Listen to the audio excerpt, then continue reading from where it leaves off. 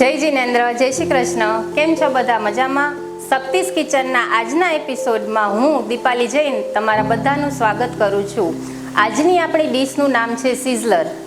Sizzler એ જાપાનની dish છે. સૌથી પહેલાં 1960ની સાલમાં મુંબઈથી તે પોપ્યુલર થઈ છે. આમ તો સિઝલર ઘણા બધા પ્રકારના હોય છે. Mexican sizzler, Chinese sizzler, Italian sizzler, veg sizzler. એમાંથી આજે આપણે બનાવીશું વેજ સિઝલર. તો ચાલો આપણે જાપાનની ડીશને ઇન્ડિયાનો તડકો આપીને વેજ સિઝલર બનાવવાનું શરૂ કરીએ.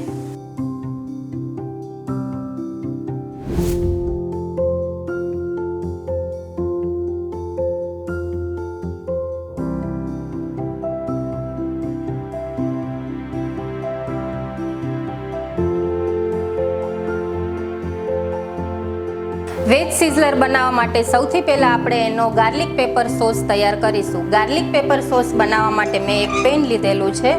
પેનમાં આપણે 2 ચમચી જેટલું બટર એડ કરીશું.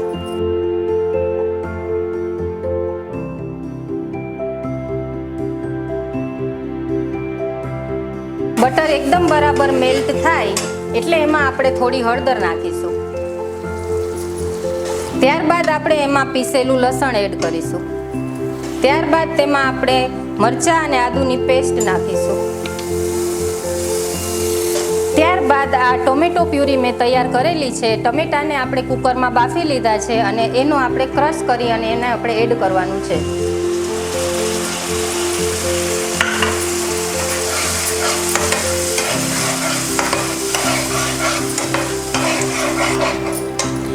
એમાં આપણે સ્વાદ પ્રમાણે મીઠું એડ કરીશું. ત્યારબાદ તેમાં લાલ મરચું પાવડર એડ કરીશું. ત્યારબાદ આપણે એમાં મરી પાવડર એડ કરીશું.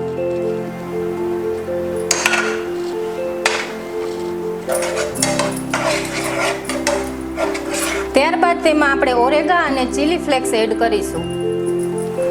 ત્યારબાદ તેમાં આપણે red chilli sauce, green chilli sauce અને સોયા સોસ એડ કરીશું. આમ આ રીતે આપણો ગાર્લિક પેપર સોસ તૈયાર છે.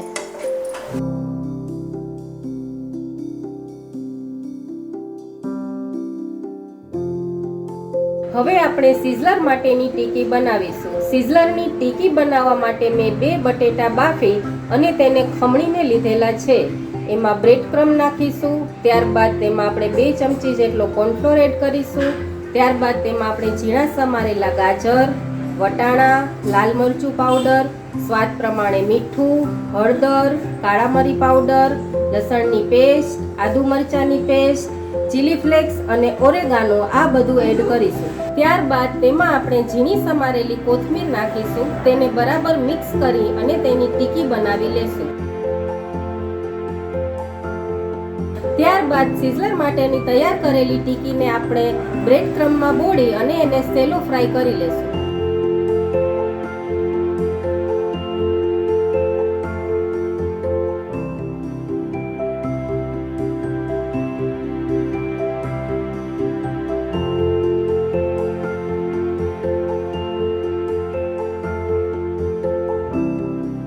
ત્યારબાદ કટ કરેલા વેજીટેબલ્સને હવે આપણે સોતે કરી લેશું. સોતે કરવા માટે મેં એક પેન લીધેલું છે. તેમાં 1 ચમચી જેટલું આપણે તેલ લેશું. તેલ ગરમ થાય ત્યારબાદ આપણે તેમાં અડધી ચમચી જેટલું લસણ એડ કરીશું.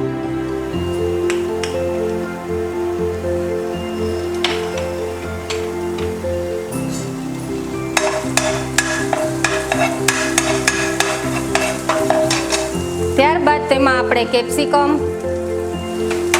ફણસી, બ્રોકલી, ગાજર, રેડ કેપ્સિકમ, યલો કેપ્સિકમ અને બેબીકોર્ન એડ કરીશું.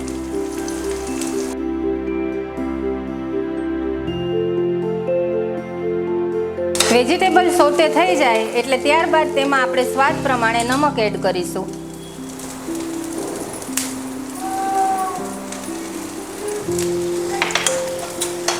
ત્યારબાદ તેમાં ઓરેગા અને ચીલી ફ્લેક્સ એડ કરીશું.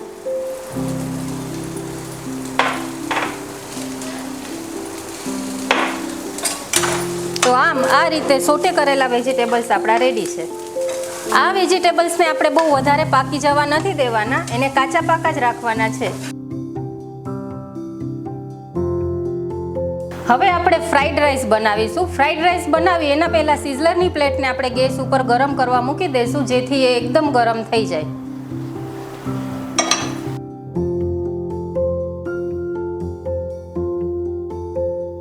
ફ્રાઈડ રાઈસ બનાવવા માટે મેં એક પેન લીધેલું છે.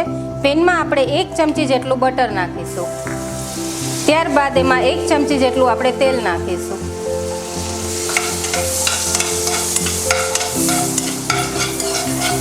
બટર અને તેલ એકદમ બરાબર મિક્સ થઈ જાય એટલે એમાં આપણે વટાણા એડ કરીશું. ત્યારબાદ તૈયાર કરેલા રાઈસ આપણે એડ કરીશું.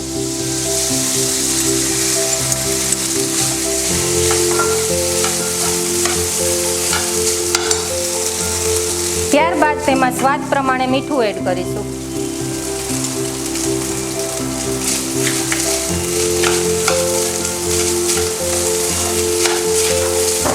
ત્યારબાદ તેમાં ઓરેગા અને ચીલી ફ્લેક્સ નાખીશું.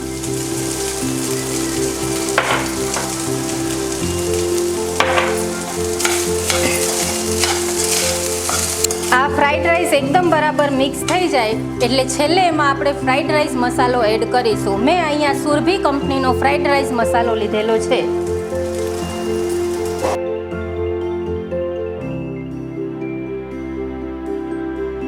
હવે આપણે ગરમ કરેલી સિઝલરની પ્લેટને સર્વ કરવા માટે રેડી કરીશું.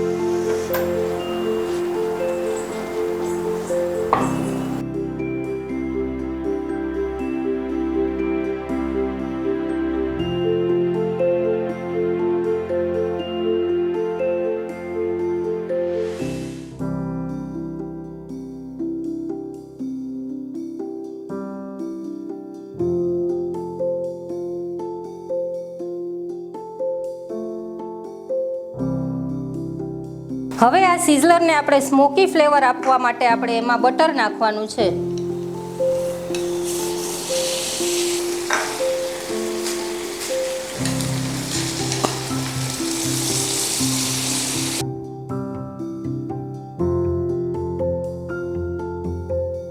હવે આપણી સિઝલરની પ્લેટ સર્વ કરવા માટે રેડી થઈ ગઈ છે. તેના ઉપર આપણે ગાર્લિક પેપર સોસ એડ કરીશું.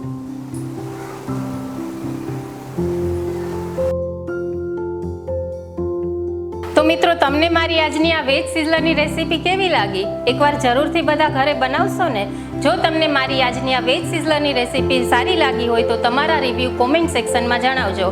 અને મારા શક્તિસ કિચનના પેજને લાઇક અને સબસ્ક્રાઇબ કરવાનું ભૂલતા નહીં. જય જિનેન્દ્ર, જય શ્રી કૃષ્ણ.